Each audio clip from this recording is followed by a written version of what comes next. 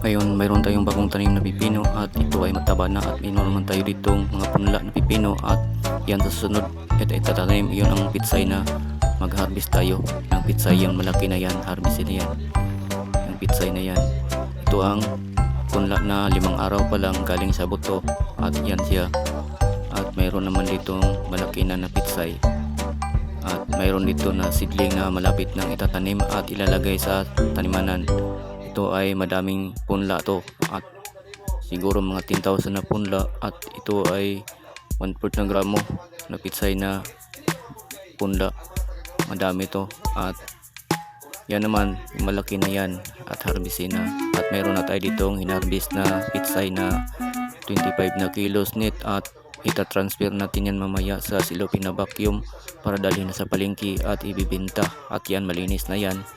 At yung pipino na naman at namumulaklak na at mayroon din tayo ditong punla na sili green at yung native na sili, yung pinakamanghang na sili.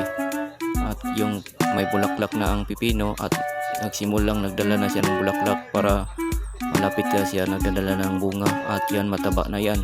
At ang pipino sa ngayon natin dito sa ating halamanan, sa ating hardin, yan siya at mag-harvest na tayo. Maraming salamat. At huwag kalimutan mag-like and share at mag-subscribe sa video ito at maraming salamat sa pagpanonood.